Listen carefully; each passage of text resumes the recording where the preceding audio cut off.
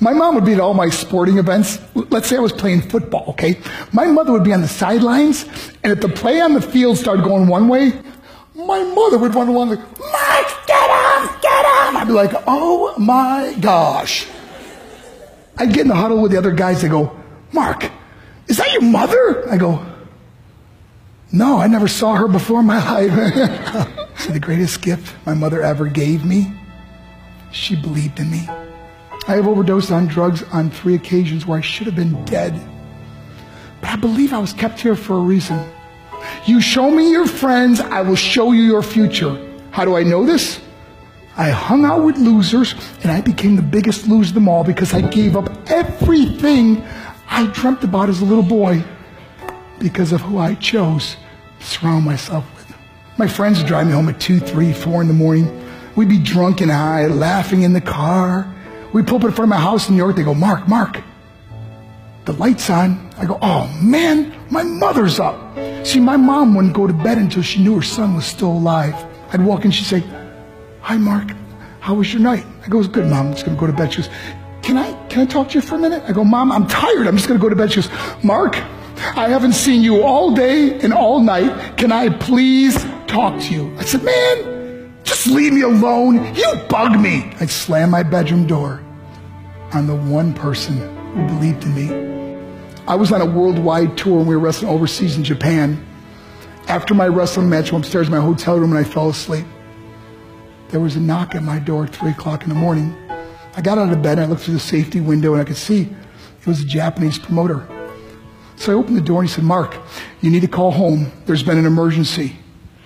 I went and got on the hotel room phone. I called back to the United States. I said, hey, what's going on? They said, Mark, I don't know how to tell you this. I said, just tell me what happened. All of a sudden they started crying. They go, Mark, I can't tell you. I said, just say it. They said, Mark, your mother died. I just threw the phone down. I ran out of my hotel room. I took the elevator to the lobby, and when the doors opened up, I just ran out into the street. I mean, there was no cars, there was no people. It was 3 o'clock in the morning. And I walked down the middle of a street in Hiroshima, Japan, and I remember looking up and just saying, Mom, I am so sorry. I flew home for her funeral, and I was so nervous to walk up to her casket, so I just stood way in the back. And I kept looking from a distance. I kept thinking to myself, Mom, please wake up. Please get up. And then I finally got the nerve to walk up to her. And as I got closer, I could see my mom for the first time. I mean, she was so beautiful.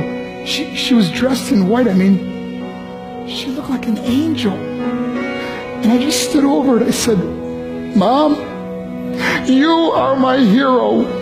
Everything I am, everything I hope to be was because of you. You loved me so much. You gave me a life. You're the only one that ever believed in me. How did I repay her? By getting drunk, by getting high, by getting stupid, by hanging out with losers? For what? All she ever wanted to do was talk to me. I wish I could talk to you now, Mom. I wish you could see what I'm doing. Why couldn't I have been a better son? We are defined by our choices. But if you surround yourself with people involved in drugs and alcohol and pills, it's a dead end. I'm not here to preach to you. I'm here to tell you I lived that life.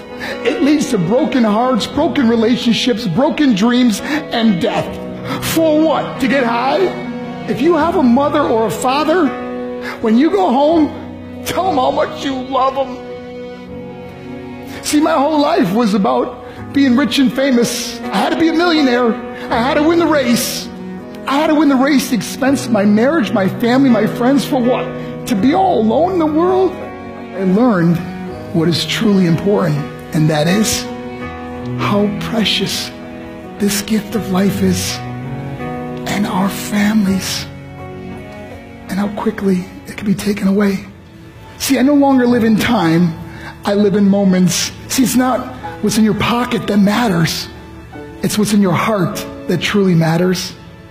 Love Love is just a word until somebody comes along and gives it meaning. You're the meaning.